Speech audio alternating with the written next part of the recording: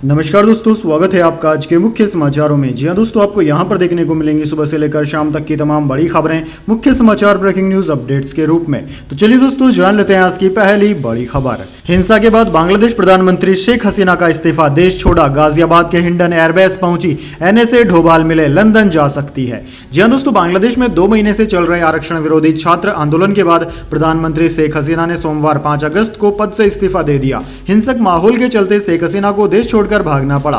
वे सेना के विमान से रवाना हुई। खबरों के मुताबिक उनकी बहन रेहाना भी उनके साथ थी। वे बंगाल के रास्ते दिल्ली पहुंच गई। मीडिया रिपोर्ट्स के मुताबिक उनका विमान गाजियाबाद के हिंडन एयरबेस पर उतर गया है। इसके बाद वे लंदन, फिनलैंड या दूसरे देश जा सकती है। बांग्लादेश के सेना प्रमुख ने कहा कि हम अंतरिम सरकार बनाएंगे, देश को अब हम संभालेंगे। आंदोलन में जिन लोगों की हत्या की गई है उन्हें इंसाफ दिलाया जाएगा। चलिए दोस्तों, जान लेते हैं अगली खबर। संसद सत्र का 11वां दिन, विपक्ष ने पूछा सहारा ग्रुप के कितने निवेशकों को पैसा वापस मिला। वित्त मंत्री बोली कोर्ट में जाकर पूछिए। जी हां दोस्तों, संसद के मानसून सत्र का सोमवार को 11वां दिन है। लोकसभा में आज प्रश्नकाल के दौरान सीकर राजस्थान से सांसद सीपीआईएम अमराराम ने पूछा कि सहारा ग्रुप में निवेश करने वाले कितने लोगों को पैसा वापस किया गया और कितना किया गया। इस पर पहले वित्त राज्य मंत्री पंकज चौधरी ने कहा कि अभी तक 138 करोड़ रुपए वापस किए जा चुके हैं। अमराराम इस पर संतुष्ट नहीं हुए और दोबारा सवाल किया। इस पर वित्त मंत्री निर्मला सीतारमण बोली कोर्ट में जाकर पूछिए। वित्त मंत्री बोली सुप्रीम कोर्ट हमें सुपरवाइज कर रहा है, हमारे ऊपर हाथ उठाने का कोई फायदा नहीं है। सरकार निर्णय नहीं कर सकती। कोई सदस्य बाहर जाकर यह न बोले कि सरकार पैसे नहीं दे रही है। चलिए दोस्तों, जान लेते हैं अगली खबर। बुजुर्गों को क्रेडिट कार्ड नहीं देने पर रेणुका चौधरी ने राज्यसभा में आरबीआई को सुनाई खरी खोटी, बोली भेदभावपूर्ण है नियम।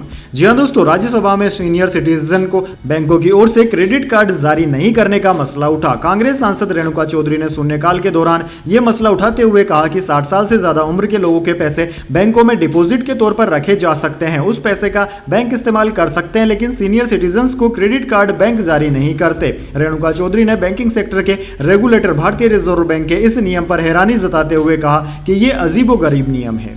चलिए दोस्तों, जान लेते हैं अगली खबर। सुप्रीम कोर्ट बोला कोचिंग संस्थान डेथ चैम्बर बन चुके हैं, ये स्टूडेंट्स की जान को खतरे में डाल रहे हैं। केंद्र दिल्ली सरकार को नोटिस। जी हां दोस्तों, दिल्ली की राव आईएएस कोचिंग के बेसमेंट में चल रही लाइब्रेरी में पानी भरने से 27 जुलाई को 3 स्टूडेंट्स की मौत हो गई थी। सुप्रीम कोर्ट में सोमवार को जस्टिस सूर्यकांत और जस्टिस प्रज्वल भुइया की बेंच ने दिल्ली के कोचिंग सेंटर्स को डेथ चैम्बर बताया। बेंच ने कहा कि हम कोचिंग सेंटर्स की सुरक्षा को लेकर चिंतित हैं। कोचिंग सेंटर्स बच्चों की जिंदगी के साथ खेल रहे हैं। कोर्ट ने केंद्र सरकार और दिल्ली के चीफ सेक्रेटरी को नोटिस जारी कर पूछा कि कोचिंग सेंटरों में क्या सेफ्टी के नियम लागू किए गए हैं। कोर्ट ने कहा कि हमारा यह सोचना है कि अगर कोचिंग सेंटर सेफ्टी नॉर्म्स को पूरा नहीं करते तो इनको ऑनलाइन मोड में पढ़ाई शुरू कर देनी चाहिए। चलिए दोस्तों, जान लेते हैं अगली खबर। एमसीडी में सीधे पार्षद नियुक्त कर सकते हैं एलजी। सुप्रीम कोर्ट ने कहा पार्षदों को मनोनीत करने के लिए दिल्ली सरकार से सलाह जरूरी नहीं। जी हां दोस्तों, सुप्रीम कोर्ट ने कहा है कि दिल्ली नगर निगम में 10 मेंबर नॉमिनेट करने के उपराज्यपाल एलजी के फैसले को मंत्रिपरिषद की सहायता और सलाह की आवश्यकता नहीं है। CJI DY Chandrachud, justice Narasimha और जस्टिस जेपी पारदीवाला की बेंच ने कहा कि एमसीडी में सदस्यों को नामित करने की एलजी की वैधानिक शक्ति है, न कि कार्यकारी शक्ति। सुप्रीम कोर्ट ने उपराज्यपाल के 10 एल्डरमैन नियुक्त करने के फैसले को बरकरार रखा। इससे पहले मई 2023 में कोर्ट ने फैसला सुरक्षित रखा था।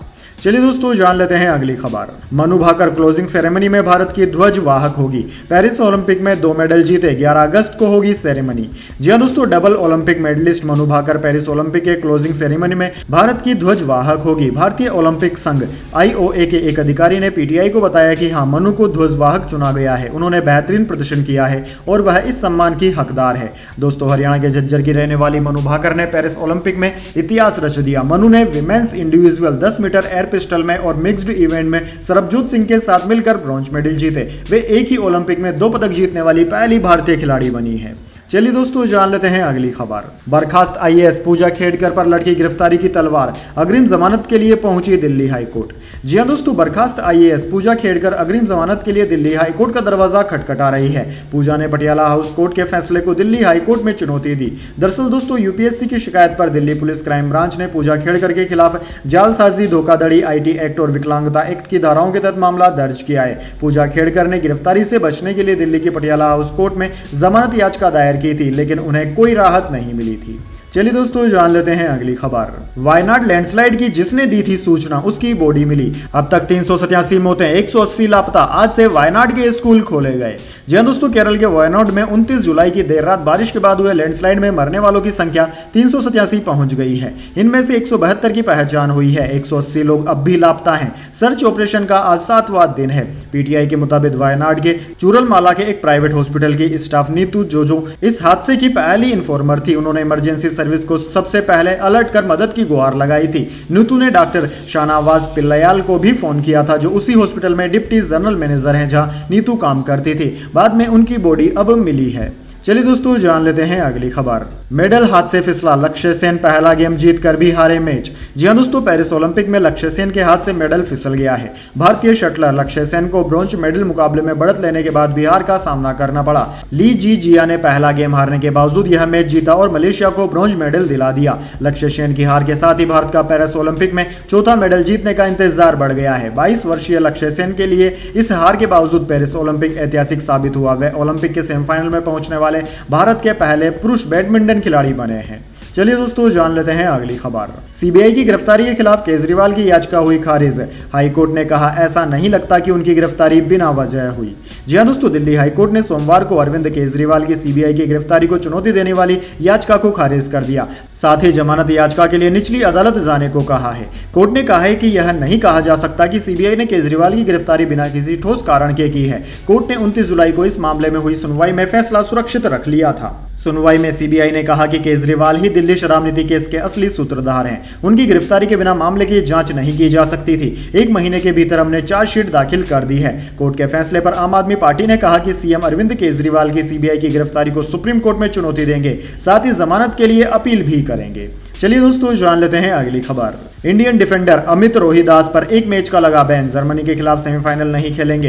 हॉकी इंडिया ने फैसले के खिलाफ अपील की। जी हां दोस्तों, इंटरनेशनल हॉकी फेडरेशन FIH ने भारत के डिफेंडर अमित रोहिदास पर 1 मैच का बैन लगा दिया है। ऐसे में अमित का जर्मनी के खिलाफ सेमीफाइनल में खेलना मुश्किल है। सेमीफाइनल मुकाबला 6 अगस्त को रात 10:30 बजे से खेला जाएगा। दरअसल दोस्तों, FIH ने एक बयान जारी कर कहा कि अमित रोहिदास को 1 मैच के लिए बैन किया गया है। हालांकि हॉकी इंडिया ने FIH के इस फैसले के खिलाफ अपील की है। अमित रोहिदास को ब्रिटेन के खिलाफ क्वार्टर फाइनल मैच में 17वें मिनट में रफ टैकल के लिए रेड कार्ड दिखाया गया था। इस मैच में अमित लगभग 17 मिनट खेले थे, लेकिन इस दौरान उन्होंने शानदार खेल दिखाया था। चलिए दोस्तों जान लेते हैं अगली खबर। चैंपियंस ट्रॉफी के लिए आईसीसी ने 544 करोड़ का बजट तय किया। इसमें पाकिस्तान के बाहर वेन्यू के लिए लागतें भी शामिल। अगले साल खेला जाएगा टूर्नामेंट। जी हां दोस्तों, इंटरनेशनल क्रिकेट काउंसिल आईसीसी ने चैंपियंस ट्रॉफी 2025 के लिए बजट तय कर दिया है। क्रिकबज की रिपोर्ट के मुताबिक आईसीसी ने हाल ही में कोलंबो में अपनी एनुअल जनरल मीटिंग में करीब 544 करोड़ रुपए यानी कि $65 मिलियन के बजट को मंजूरी दे दी। इस बजट में पाकिस्तान के बाहर कुछ खेलों के आयोजन से जुड़ी लागतें भी शामिल है। रिपोर्ट के मुताबिक भारतीय टीम पाकिस्तान खेलने के लिए नहीं जाती है तो उसके मैच हाइब्रिड मॉडल के तहत पाकिस्तान से बाहर आयोजित कराए जा सकते हैं। ये मैच यूएई या श्रीलंका में आयोजित हो सकते हैं। चलिए दोस्तों जान लेते हैं अगली खबर। चुनाव से पहले बीजेपी का बड़ा दाव। सीएम सैनी ने सभी फसलों को एमएसपी पर खरीदने को दे दी मंजूरी। जी हां दोस्तों, हरियाणा में विधानसभा चुनाव से पहले नायाब सिंह सैनी सरकार ने बड़ा दाव चल दिया है। सीएम सैनी ने आज सभी फसलों को एमएसपी पर खरीदने के प्रस्ताव को मंजूरी दे दी। मुख्यमंत्री नायाब सिंह सैनी ने कहा कि ऐसा करने वाला हरियाणा पहला राज्य बन गया है। मुख्यमंत्री नायाब सिंह सैनी ने कहा कि मैं प्रदेश के सभी किसान भाइयों को बधाई देना चाहूंगा कि आज कैबिनेट ने फैसलों को एमएसपी पर खरीद के संबंध में प्रस्ताव को मंजूरी दे दी है। इसके साथ ही सभी फसलों को एमएसपी पर खरीदने वाला हरियाणा देश का पहला राज्य बन गया है। चलिए दोस्तों जान लेते हैं अगली खबर।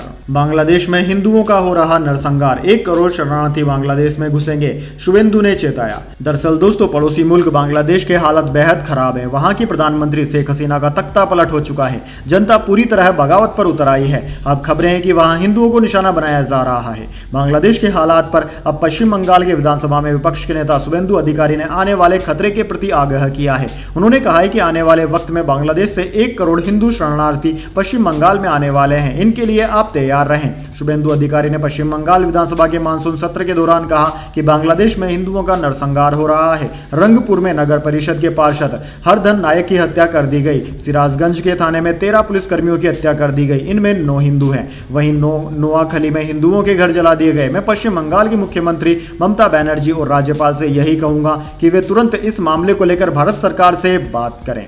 चलिए दोस्तों जान लेते हैं इसके बाद अगली खबर। अग्निवीरों की शहादत पर कारगिल पैकेज देगी राजस्थान सरकार, पत्नी को 25 लाख नगद, 25 बीघा नहरी जमीन, सरकारी नौकरी, माता पिता को 5 लाख मिलेंगे। जी हां दोस्तों, राजस्थान में अग्निवीरों की शहादत पर अब राज्य सरकार परिवार को कारगिल पैकेज देगी। राज्य सरकार ने शहीदों को दिए जाने वाले पैकेज में अग्निवीरों को भी शामिल किया है। सोमवार को विधानसभा में नेता प्रतिपक्ष टीकाराम जूली के सवाल के लिखित जवाब में सरकार ने अग्निवीरों के लिए सुविधाएं देने की घोषणा कर दी। दरअसल दोस्तों, शहीद अग्निवीर की पत्नी को कारगिल पैकेज के तहत 25 लाख रुपए नगद, 25 बीघा नहरी जमीन या MIG का मकान, सरकारी नौकरी, बच्चों की फ्री शिक्षा, माता पिता को 5 लाख रुपए की FD, रोडवेज में फ्री यात्रा की सुविधा मिलेगी। अग्निवीर के स्थायी विकलांग होने की स्थिति में भी सरकार कारगिल पैकेज जैसी सुविधाएं देंगी। चलिए दोस्तों जान लेते हैं इसके बाद अगली बड़ी खबर, लेकिन उससे पहले मेरी आपसे छोटी सी रिक्वेस्ट है, अगर दोस्तों आपको अभी तक हमारी न्यूज पसंद आई तो इसे छोटा सा लाइक जरूर दे दीजिए, और अगर आपको पसंद नहीं आई तो बेशक आप डिसलाइक भी कर सकते हैं। चलिए जान लेते हैं अगली खबर। अमेरिका में मंदी की आशंका से सेंसेक्स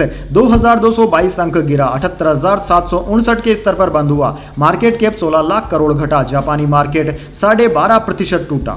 जी हां दोस्तों, अमेरिका में मंदी की आशंका के चलते हफ्ते के पहले कारोबारी दिन यानी कि सोमवार 5 अगस्त को सेंसेक्स 2222 अंक यानी कि 2.74% की गिरावट के साथ 78,759 के स्तर पर बंद हुआ। वहीं निफ्टी में भी 662 अंक की गिरावट रही, यह 24,055 के स्तर पर बंद हुआ। दोस्तों आज के कारोबार में निफ्टी रियल्टी, सरकारी बैंक और मीडिया इंडेक्स में 4% से ज्यादा की गिरावट रही। वहीं ऑटो, IT और ऑयल एंड गैस इंडेक्स 3% से ज्यादा गिरे। सेंसेक्स के टॉप लूजर्स में Tata Motors, Adani ports, Tata steel, SBI और पावर ग्रिड रहे। वहीं दोस्तों निफ्टी 50 के टॉप गेनर की बात करें तो इनमें Hindustan Unilever, Tata consumer, Nestle, Britannia और HDFC लाइफ रहे। चलिए दोस्तों जान लेते हैं अगली खबर। गोल्ड सिल्वर प्राइस टुडे, सोना 693 रुपए गिरकर 69,699 पर आया, चांदी 1765 रुपए फिसली।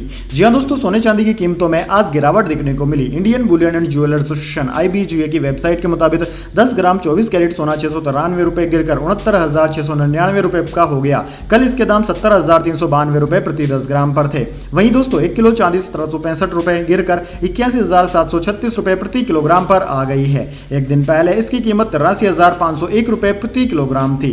दोस्तों आपकी जानकारी के लिए बता दें, इस साल चांदी 29 मई को अपने ऑल टाइम हाई 94,280 रुपए प्रति किलोग्राम पर पहुंच गई थी।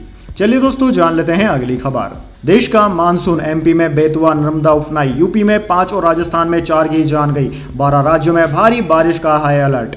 जी हां दोस्तों, देश भर में भारी बारिश का दौर जारी है। भारतीय मौसम विज्ञान विभाग ने आज मध्य प्रदेश, राजस्थान सहित 12 राज्यों में बहुत भारी बारिश का अलर्ट जारी किया है। MP के विदिशा में बेतवा नदी का पानी पुल के ऊपर बह रहा है। नर्मदापुरम में नर्मदा खतरे के निशान के करीब है। वहीं दोस्तों उत्तर प्रदेश में बारिश से 6 जिले बाढ़ में डूबे हुए हैं। बारिश से जुड़ी घटनाओं में 5 की मौत हो गई। बाढ़ से घिरे जिलों में बलिया, लखीमपुर खीरी, फर्रुखाबाद, सीतापुर, बिजनौर और बाराबंकी शामिल है। बदायूं में कचला ब्रिज पर गंगा नदी खतरे के निशान से ऊपर बह रही है। ललितपुर में 6 बांधों के गेट खोले गए। वहीं दोस्तों राजस्थान के जोधपुर में भारी बारिश के कारण दीवार गिरने से 3 मजदूरों की मौत हो गई। उत्तराखंड में भी अब तक 17,000 लोगों का रेस्क्यू किया गया है। 10,000 से ज्यादा लोगों को केदारनाथ यात्रा मार्ग से रेस्क्यू किया गया। राज्य में अब तक 17 लोगों की मौत हुई है। इनमें 2 मौत केदारनाथ मार्ग में हुई। रविवार को भी 400 यात्रियों को चिनूक और MI-17 हेलीकॉप्टर से एयरलिफ्ट कर लिंचोली भेजा गया है। वहीं दोस्तों भारतीय मौसम विज्ञान विभाग ने अगले 24 घंटे के लिए कई राज्यों में भारी बारिश का हाई अलर्ट जारी किया है। इन राज्यों में राजस्थान, उत्तराखंड, हरियाणा, चंडीगढ़, दिल्ली, उत्तर प्रदेश, महाराष्ट्र, गोवा, छत्तीसगढ़, असम, मेघालय, त्रिपुरा, ओडिशा, झारखंड, तमिलनाडु, केरल, कर्नाटक शामिल हैं। चलिए दोस्तों जान लेते हैं अगली खबर। आर्टिकल 370 हटने के 5 साल हुए पूरे, महबूबा का दावा, मुझे हाउस अरेस्ट किया गया। जम्मू से अमरनाथ यात्रा 1 दिन के लिए रोकी गई। जी हां दोस्तों, जम्मू कश्मीर से आर्टिकल 370 हटे आज पूरे 5 साल हो गए हैं। आज ही के दिन 2019 में जम्मू कश्मीर को विशेष राज्य का दर्जा देने वाला आर्टिकल 370 समाप्त कर दिया गया था। साथ ही राज्य को जम्मू कश्मीर और लद्दाख 2 केंद्र शासित प्रदेशों में बांट दिया गया था। दरअसल दोस्तों आर्टिकल 370 हटने की 5वीं वर्षगांठ के दिन सुरक्षा बलों को जम्मू कश्मीर में आतंकी हमलों की आशंका है। इसके चलते सुरक्षा व्यवस्था बढ़ाई गई। इसी बीच पीपुल्स डेमोक्रेटिक पार्टी PDP अध्यक्ष महबूबा मुफ्ती ने दावा किया है कि उन्हें हाउस अरेस्ट किया गया है। पार्टी ऑफिस को भी बंद कर दिया गया है। सुरक्षा कारणों की वजह से अमरनाथ यात्रा को भी 1 दिन के लिए होल्ड पर रखा गया है। जम्मू के भगवती नगर बेस कैंप से अमरनाथ यात्रियों के किसी भी जत्थे को आगे कश्मीर के लिए रवाना नहीं होने दिया गया है। इस साल अमरनाथ यात्रा दोस्तों 29 जून से शुरू हुई है, जो 19 अगस्त तक चलेगी। चलिए दोस्तों जान लेते हैं अगली खबर। इंडिगो की घरेलू उड़ान में भी मिलेगी बिजनेस क्लास की सुविधा। शुरुआत दिल्ली मुंबई रूट से भारत सेंट्रल एशिया के बीच भी उड़ानों की शुरुआत करेगी कंपनी। दरअसल दोस्तों, शेयर मार्केट के हिसाब से भारत की सबसे बड़ी एयरलाइन कंपनी इंडिगो नवंबर से कुछ घरेलू उड़ानों में बिजनेस क्लास की सुविधा देना शुरू कर देगी। बुकिंग के लिए कंपनी ने नया टैब भी पेश कर दिया है। इसकी बुकिंग कल यानी कि 6 अगस्त से शुरू होगी। कंपनी के सीईओ पीटर एल्बर्स ने बताया कि बिजनेस क्लास की शुरुआत दिल्ली मुंबई रूट से होगी। एयरलाइन देश के अंदर 12 रूट्स पर बिजनेस क्लास केबिन लॉन्च करेगी। इसमें बेंगलुरु, चेन्नई, कोलकाता और हैदराबाद जैसे शहर शामिल हैं। दरअसल दोस्तों, बीते हफ्ते कंपनी ने पहली तिमाही के नतीजे जारी किए। इस दौरान एयरलाइन के सीईओ ने बताया कि एयरलाइन भारत के सबसे बिजी रूट्स में बिजनेस क्लास शुरू करने जा रही है। चलिए दोस्तों, जान लेते हैं अगली खबर। पंचायती राज विभाग में गड़बड़ी, जल्द होगा खुलासा। बिहार सरकार के इस मंत्री ने बढ़ाई तेजस्वी यादव की टेंशन। जी हां दोस्तों, बिहार सरकार के पंचायती राज मंत्री केदार गुप्ता ने पूर्व उप मुख्यमंत्री तेजस्वी यादव को लेकर बड़ा बयान दिया है। उन्होंने कहा है कि तेजस्वी प्रसाद यादव के सरकार के दौरान पंचायती राज विभाग में हुई गड़बड़ी का जल्द खुलासा होगा। पंचायती राज भवन और सोलर योजना से गाँव-गाँव तक सोलर लाइट लगाने के काम में गड़बड़ी की गई। विभाग इसकी जाँच कर रही है। जाँच में गड़बड़ी सामने दिख रही है। उन्होंने कहा कि तेजस्वी यादव के शासनकाल में जिन योजनाओं पर काम हुआ था उसमें टेंडर में गड़बड़ी हुई। टेंडर की राशि तय करने में गड़बड़ी की गई। जल्द ही जांच कर विभाग इस मामले का खुलासा करेगा। चलिए दोस्तों, जान लेते हैं अगली खबर। राजस्थान विधानसभा में एमएलए मार्शलों में खूब धक्का मुक्की हुई। एएसपी समेत कई घायल, महिलाएं भी नहीं बची।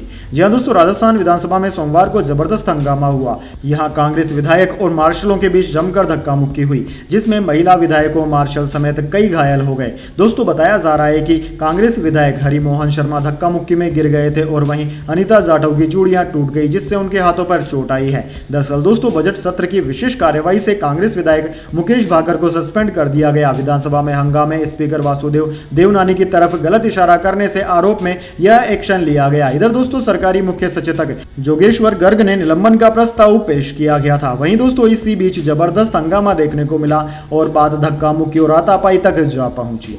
चलिए दोस्तों, जान लेते हैं अगली खबर। 70 साल की उम्र में चेयरपर्सन पद छोड़ेंगे गौतम अडानी। 2030 की शुरुआत में अपने बेटों और चचेरे भाइयों को सौंपेंगे कंपनी की कमान। जी हां दोस्तों, अडानी ग्रुप के चेयरपर्सन गौतम अडानी ने 70 साल की उम्र में पद छोड़ने की योजना बनाई है। अभी वह 62 साल के हैं। न्यूज एजेंसी ब्लूमबर्ग ने एक इंटरव्यू के हवाले से बताया कि अडानी साल 2030 की शुरुआत में कंपनी की कमान अपने बेटे व चचेरे भाइयों को सौंप सकते हैं। यह पहली बार है जब गौतम अडानी ने अपने उत्तराधिकारी को लेकर बात की है। रिपोर्ट के अनुसार अडानी जब रिटायर होंगे तो उनके 4 उत्तराधिकारी, बेटे करण और जीत, चचेरे भाई प्रणव और सागर फैमिली ट्रस्ट की तरह बेनिफिशियरी लाभार्थी बन जाएंगे। दरअसल दोस्तों, गौतम अडानी ने कहा कि बिजनेस में स्थिरता के लिए उत्तराधिकारी बहुत महत्वपूर्ण है। मैंने यह ऑप्शन दूसरी पीढ़ी पर छोड़ दिया है क्योंकि बदलाव ऑर्गेनिक, ग्रेजुअल और सिस्टमेटिक रूप से होना चाहिए। चलिए दोस्तों, जान लेते हैं इसके बाद अगली बड़ी खबर। सरकार ने फास्टैग के नियमों में किया बड़ा बदलाव। नए नियम के बारे में जान ले वरना बढ़ सकती है आपकी परेशानी। जी हां दोस्तों, सरकार ने टोल टैक्स की वसूली के लिए फास्टैग नियम में बदलाव किए हैं। भारतीय राष्ट्रीय भुगतान नियम एनपीसीआई ने 1 अगस्त से नए फास्टैग नियम लागू कर दिए हैं। फास्टैग यूजर्स के लिए नए नियमों और विनियमों का पालन करना अनिवार्य है। हाईवे से होकर गुजरने के दौरान किसी भी परेशानी से बचने के लिए आपको नए नियमों का पालन करना बेहद जरूरी है। दरअसल दोस्तों, फास्टैग के नए नियम के तहत यूजर्स को अपना केवाईसी अपडेट करना होगा। 31 अक्टूबर 2024 तक 3 से 5 साल पहले जारी किए गए सभी फास्टैग के लिए केवाईसी अपडेट करना अनिवार्य है। दोस्तों, आपको बता दें, अगर आप ऐसा नहीं करते हैं तो आपको भारी जुर्माना देना पड़ सकता है। आपका फास्टैग बंद भी हो सकता है। ऐसे में आपको डबल टोल चुकाना होगा। तो दोस्तों, यह थी आज की तमाम बड़ी खबरें। इसके बाद दोस्तों, बारी आती है आज के माइंड क्यूज क्वेश्चन की। जी हां दोस्तों, एक आसान से सवाल का जवाब देकर आप जीत सकते हैं एक सरप्राइज गिफ्ट हमारे यूट्यूब चैनल की ओर से। तो दोस्तों, आज का सवाल आपके स्क्रीन पर आ चुका है।